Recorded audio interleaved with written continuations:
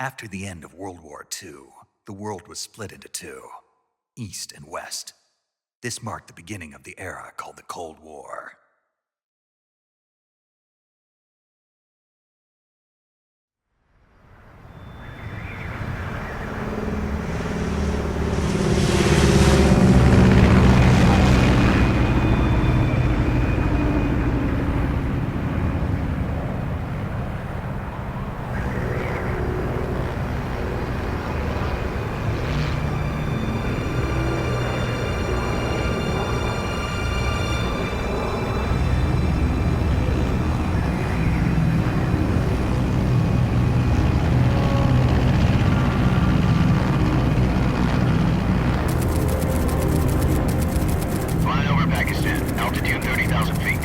Approaching Soviet airspace. 20 minutes to drop off. Commencing internal depressurization. Equipment check. Arm main parachute. All right. You ready to go? Drop zone still showing a high pressure mass. Cav okay. Good. We've got high visibility.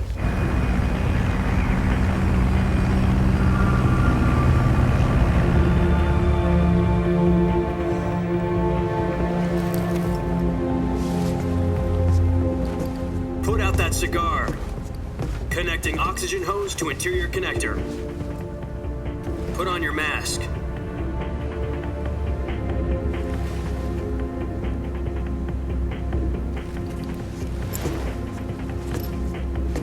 Does this panty waste know what he's doing? Approaching release point. 10 minutes to drop off. Hey, are you deaf? He said put out the cigar and put on your mask.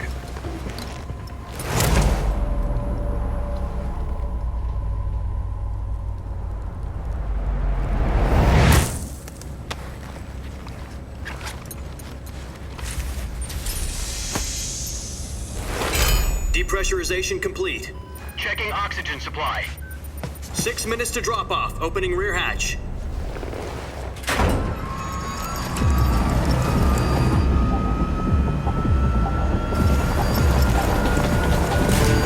Sunrise.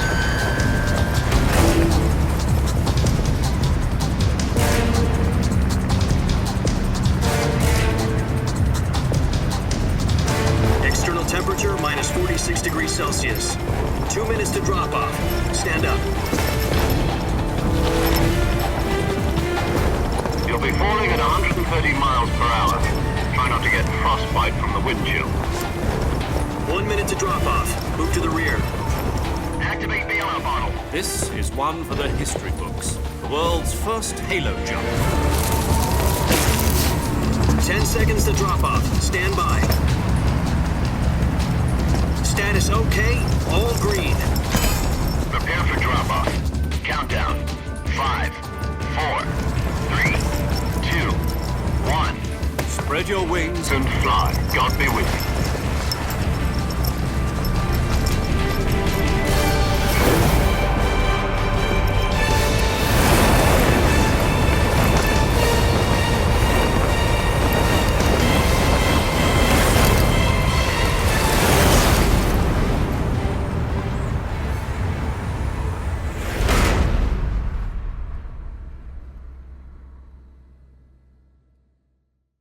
Jack, I've got some important news. The head of the CIA has finally given us the green light for the virtuous mission. Virtual mission? No, the virtuous mission. The future of our Fox unit depends on it. If it succeeds, we'll be officially organized into a unit. Virtuous mission? Sounds like some kind of initiation ritual. You know, don't get cocky. This isn't a training op. Right. So what exactly is this wonderful mission? Well, about 2 years ago, a certain Soviet scientist requested asylum in the West through one of our moles. His name is Nikolai Stepanovich Sokolov. He's head of the OKB 754 Design Bureau, one of the Soviets' top-secret weapon research facilities, and the East's foremost expert on weapons development. Sokolov? Isn't he that famous rocket scientist? The very same. On April the 12th, 1961, the Soviets achieved the first manned spaceflight in history. The Earth was blue, but there was no God. Well spoken. The rocket that carried Yuri Gagarin to orbit was the A-1, known as the Vostok rocket. Sokolov is said to be the man most responsible for the multi-engine cluster used in that rocket. After Gagarin's flight, Sokolov left rocket development to become the head of the newly established Design Bureau. From a lowly technician to head of a design bureau, that's quite a success story, so why'd he want to defect? It seems he'd become afraid of his own creations. Afraid? Call it a crisis of conscience. And for that, he left his country and his family behind and went over the fence? Not exactly. One of his conditions was that his family was also to be taken safely to the west. We used a mole to get the family out first and succeeded in sneaking Sokolov over the Berlin Wall shortly afterwards. I was the one who conducted the operation. The security on the eastern side was still full of holes back then.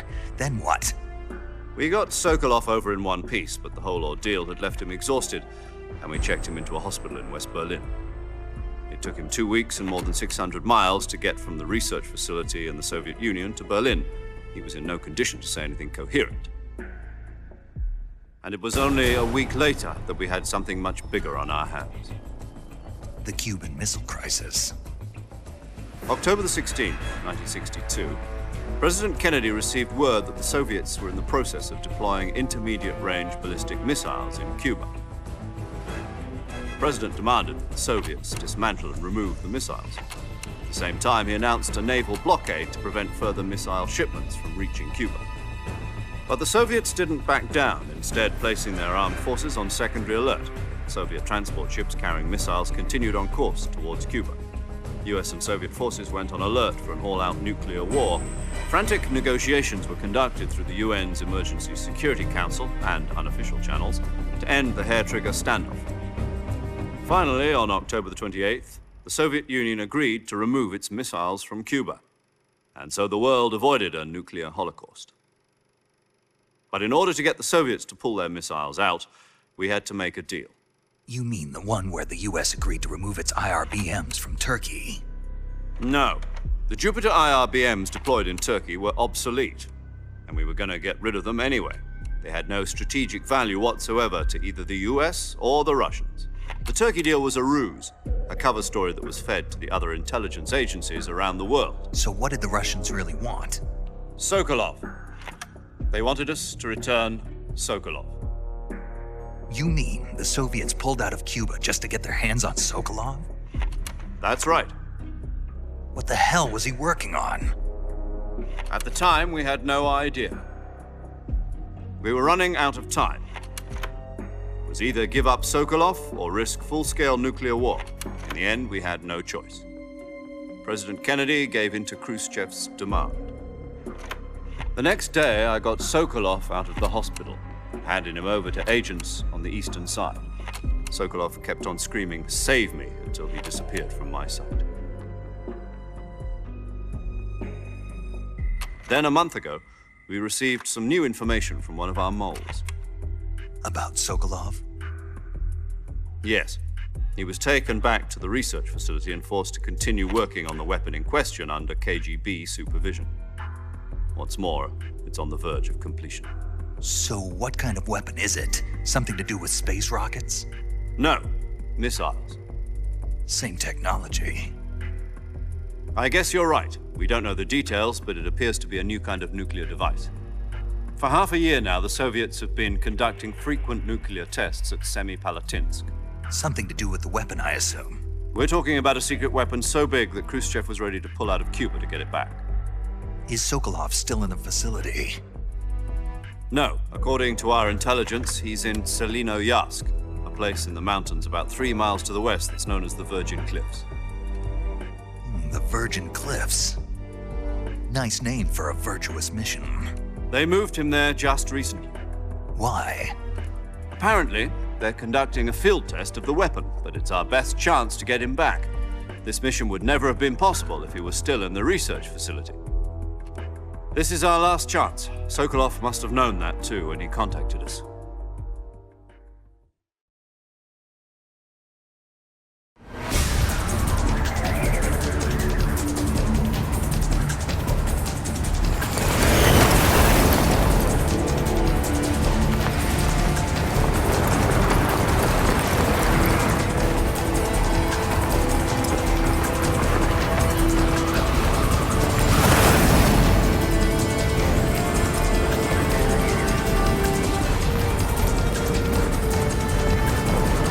Listen up, Jack.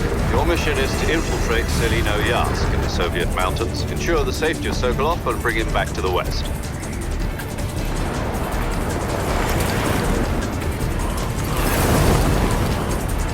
If we don't get Sokolov back before that weapon is complete, we'll be facing a major crisis. The clock is ticking.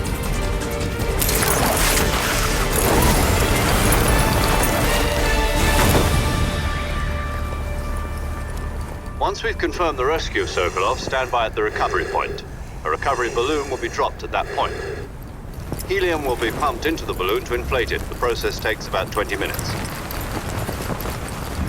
Once it's complete, the gunship's arm will latch onto the balloon and pull it up. The Fulton surface-to-air recovery system. I'm familiar with the theory. Take it easy.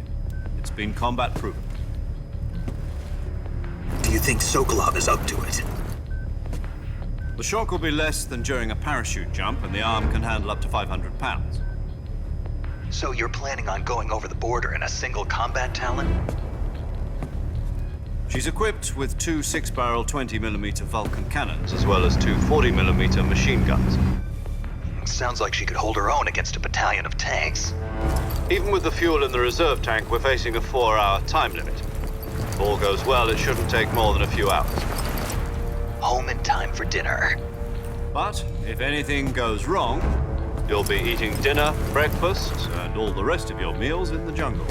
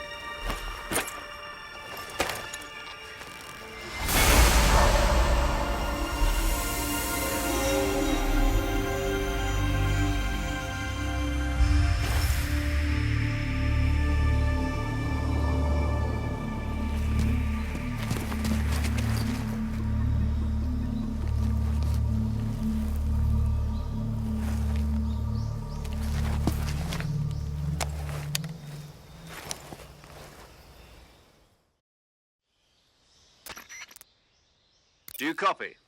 You're already in enemy territory, and somebody might be listening in. From here on out, we'll be using code names to refer to each other. Your code name for this mission will be Naked Snake. I'll be referring to you as Snake from now on. You're not to mention your real name. Snake? Oh, you don't like snakes? What do you mean? You've eaten one before, haven't you? In survival training? I'm glad to hear that. I don't know if I'd ever order one in a restaurant, but... Be careful, you might not have a choice. What about you, Major? What should I call you?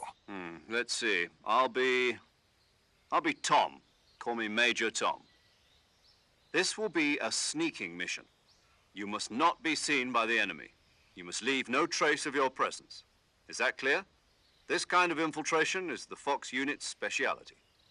In other words, weapons and equipment are procured on site. That goes for food as well. You're completely naked, just as your name implies. Great. Now I see why you asked me if I like snakes. I suppose calling me Snake was your idea of a joke, too. No. There's a good reason for that. I'll tell you later when the time is right. Gotcha. Getting back to the subject, how exactly am I supposed to feed myself? You've been issued a knife and a tranquilizer gun. Use them to hunt for food. You'll also find some medical supplies in your backpack. Yeah, about the backpack. I lost it in a tree on the way down. I see. Well, you'd better go back and get it then. You know where it is? No problem. I can see it from here. It's stuck on a branch. To climb a tree, stand in front of a tree that's covered in ivy and press the action button.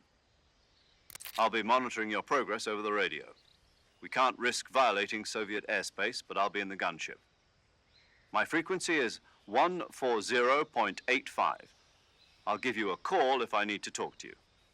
If you need to talk to me, use the send function. Okay, Snake, go get your backpack.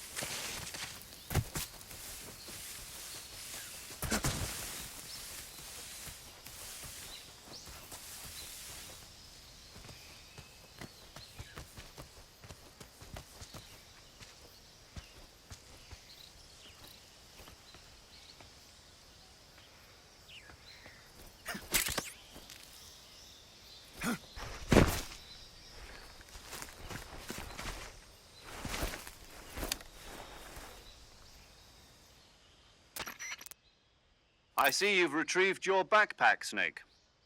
To equip a weapon, it's necessary to take it out of your backpack.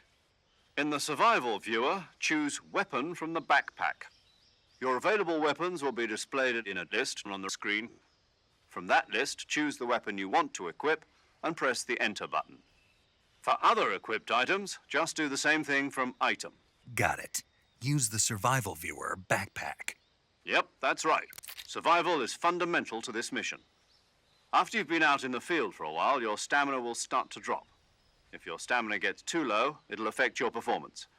You won't be able to shoot accurately, for example, and your wounds won't heal as smoothly. Keep an eye on your stamina so you don't run out. To recover lost stamina, you can hunt for local flora and fauna. You can use either your tranquilizer gun or your knife to hunt. My only weapon is a Mark 22 Hush Puppy tranquilizer gun? That's right. It's been fitted with its own suppressor. However, the suppressor will deteriorate every time you fire. Once its durability reaches 0, the noise suppression effect will be gone. So don't get too trigger-happy with it. The suppressor's durability is shown in the icon. Any weapons and equipment beyond what you're carrying now, you'll have to find as you go. I have to find my own weapons and equipment? Whose crazy idea was this anyway? Solo covert actions are standard Fox operating procedure. You can't leave any traces of your presence. No weapons, equipment, footprints, sweat, or bodily wastes. The same goes for bullets and cartridges, too. Your presence in enemy territory is already a violation of international conventions of warfare. There aren't supposed to be any American soldiers in Russia. It could spark an international incident. You can't let anyone see you. You can't let the enemy know you're there. This is a stealth mission. You're a ghost, Snake, in every sense of the word. And there'll be no rescue if you're captured. The military and U.S. government will deny any involvement in the affair. Then I'll just have to take care of myself, huh? I'm afraid so. You've been given a fake death pill for that purpose. SIS guidelines stipulate that soldiers on covert ops like this one be issued a potassium cyanide capsule. Tape it to your body so you can take it when you need to. How generous of you. Use it if you're taken prisoner by the enemy. It'll send you into a state of false death for a short time. Fooling them into thinking that I'm really dead. So how do I come back to life? Just take the revival pill. You mean that thing they put in my tooth before the mission? That's the one. But be careful. If you remain in a state of false death for too long, nothing will be able to bring you back. Remember that. I'll keep it in mind. You said this was a solo mission, right? Right. I guess that means I can't count on any reinforcements. Correct. The mission rests entirely in your hands. A real one-man army. Relax. There's a support team ready to back you up over the radio. Who? I'll introduce them to you. This time, survival is of utmost importance. The first member of the support team will be in charge of monitoring your physical condition, acting as a medic, so to speak. as well as recording your mission data. She's a member of Fox as well, and she's here on the gunship with me. She? Hello, Snake. I'm paramedic. Nice to meet you. Paramedic. As in a medic who comes in by parachute. Aren't you going to tell me your real name? Are you going to tell me yours, Mr. Snake? My name, huh? It's John Doe. And they call you Jack for short. You're a regular Captain Nemo. A name means nothing on the battlefield. After a week, no one has a name. What's your name? Jane Doe. Very funny. I wasn't joking, but I'll tell you my name only if you manage to make it back alive. My frequency is 145.73. She's also in charge of recording your mission data. Whenever you want to save, send a message over the reserved save frequency, 140.96. So saving lets me record my mission data. That's right. It also records the state of your health. Good to know. There's one more person I want to introduce you to, Snake. Huh? Speaking of snakes, you remember the boss, don't you? A legendary soldier and your mentor. Actually, it was the boss that got the DCI's authorization in the first place. She's going to be serving as Fox's mission advisor. The boss is? She also helped me plan this mission. She and I were at SAS together. Jack, is that you? How many years has it been? Boss? That's right. It's me. Talk to me. Let me hear your voice. It's been 5 years, 72 days, and 18 hours. You've lost weight. You can tell just by the sound of my voice. Of course I can. I know all about you. Really? Well, I don't know anything about you. What's that supposed to mean? Why'd you disappear on me all of a sudden? I was on a top-secret mission. You didn't need me anymore. But there were still so many things I wanted you to teach me. No, I taught you everything you needed to know about fighting techniques. I taught you all I could. The rest you needed to learn on your own. Techniques, sure. But what about how to think like a soldier? How to think like a soldier? I can't teach you that. A soldier needs to be strong in spirit, body, and technique. And the only thing you can learn from someone else is technique. In fact, technique doesn't even matter. What's most important is spirit. Spirit and body are like two sides of a single coin. They're the same thing. I can't teach you how to think. You'll just have to figure it out for yourself. Listen to me, Jack. Just because soldiers are on the same side right now doesn't mean they always will be. Having personal feelings about your comrades is one of the worst sins you can commit. Politics determine who you face on the battlefield. And politics are a living thing. They change along with the times. Yesterday's good might be tomorrow's evil. Is that why you abandoned me? No, it had nothing to do with you. I already told you, Jack. I was on a top-secret mission. A soldier has to follow whatever orders he's given. It's not his place to question why. But you're looking for a reason to fight. You're a natural-born fighter, but you're not quite a soldier. A soldier is a political tool, nothing more. That's doubly true if he's a career soldier. Right and wrong have no place in his mission. He has no enemies and no friends. Only the mission. You follow the orders you're given. That's what being a soldier is. I do whatever I have to get the job done. I don't think about politics. That's not the same thing. Sooner or later, your conscience is going to bother you. In the end, you have to choose whether you're going to live as a soldier or just another man with a gun. There's a saying in the Orient, loyalty to the end. Do you know what it means? Being patriotic. It means devoting yourself to your country. I follow the president and the top brass. I'm ready to die for them if necessary. The president and the top brass won't be there forever. Once their terms are up, others will take their place. I follow the will of the leader, no matter who's in charge. People aren't the ones who dictate the missions. Then who does? The times. People's values change over time, and so do the leaders of a country. So there's no such thing as an enemy in absolute terms. The enemies we fight are only enemies in relative terms, constantly changing with the times. As long as we have loyalty to the end, there's no point in believing in anything, even in those we love. And that's the way a soldier's supposed to think?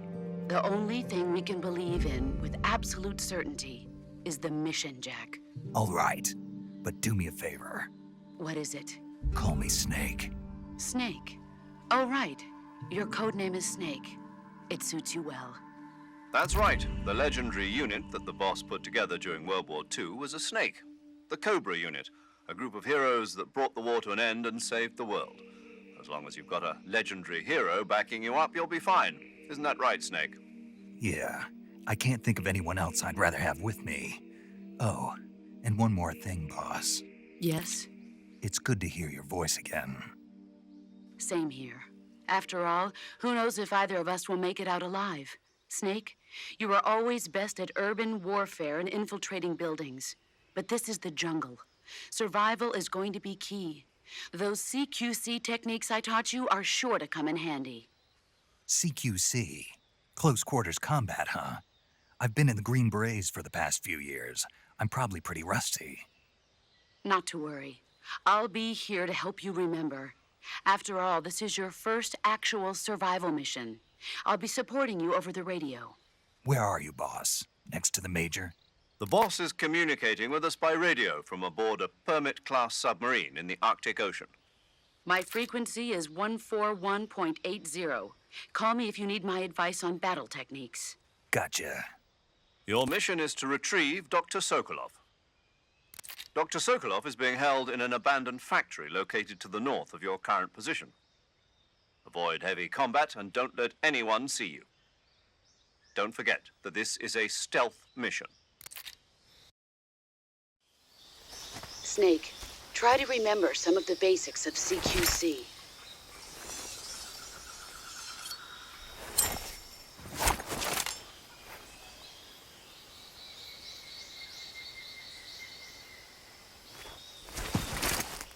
Commencing virtuous mission now.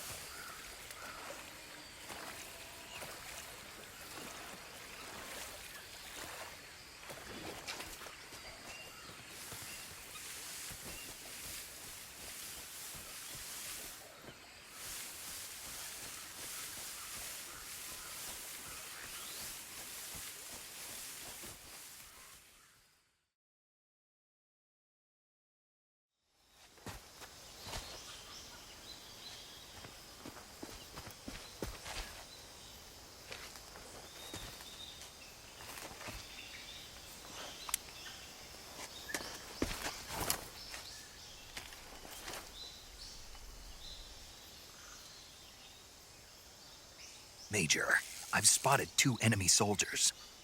They're probably KGB troops sent to guard Sokolov. AK-47s and grenades.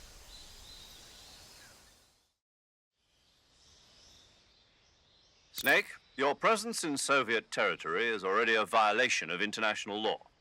We can't let the Kremlin find out that the CIA and the American government are involved. Contact with the enemy is strictly prohibited. Don't engage them in battle either. This is a stealth mission. Got that? The Major is right. The point of this mission is to sneak through the jungle without being seen. The success of the mission depends on how well you use your camouflage. Change your camouflage by selecting Camouflage from the Survival Viewer. The Uniform option lets you pick your uniform, while the Face option lets you change your face paint. Choosing camouflage that blends in with your surroundings will help you conceal yourself more effectively. Also, don't forget that anything that moves will stand out in the jungle. If you just stand up and run around like an idiot, you're bound to be spotted. But if you crawl instead, you should be able to sneak by without being noticed. You can see how effective your camouflage is by looking at the Camo Index. The Camo Index shows how well your current camouflage blends in with the surrounding area. The higher the value, the harder you are to spot, and vice versa. The key is to make yourself one with nature. Keep that in mind as you go along, okay?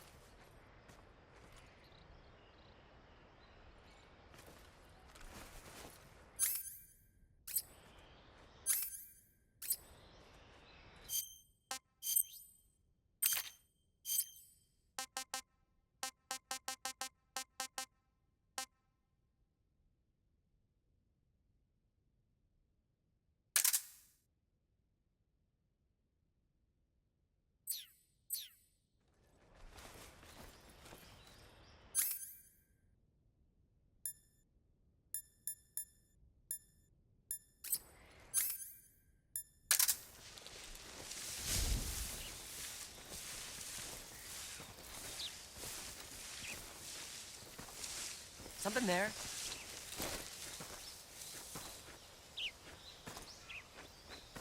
Huh? What was that?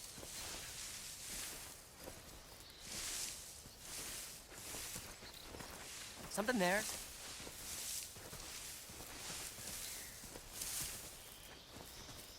I must be seeing things.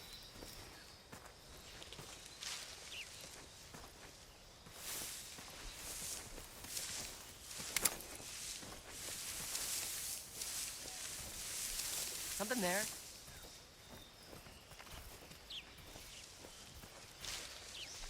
I must be seeing things.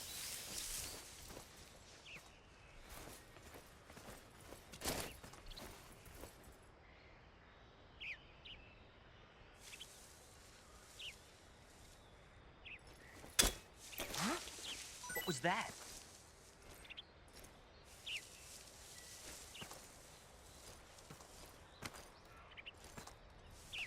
Nothing here.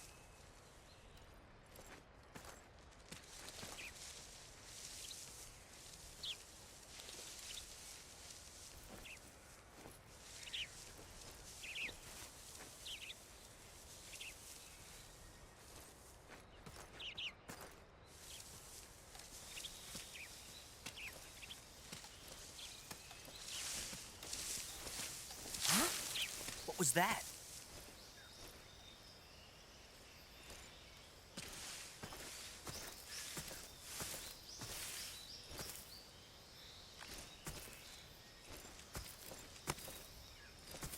Nothing here.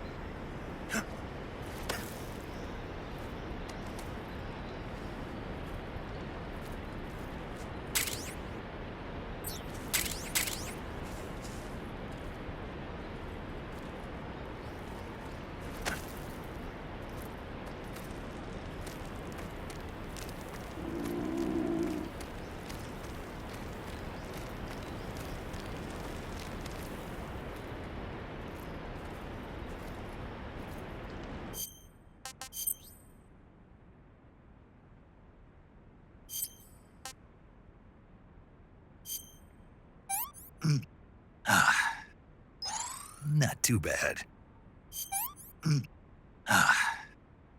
What can I say?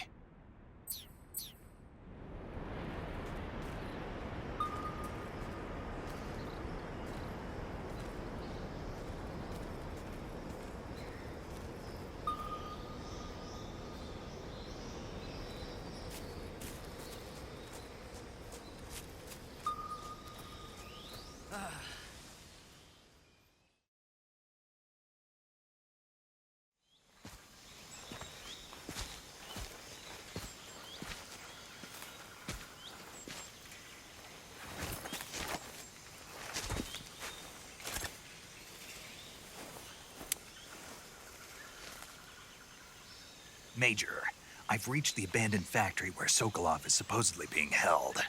This place is a dump.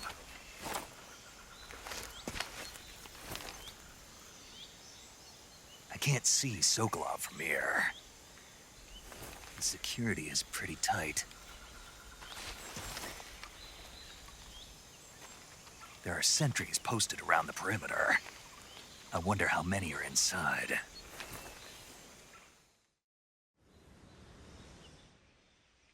Your objective, Sokolov, is inside the factory. They should be holding him in a room in the northeast section. Northeast section. Got it. Be careful.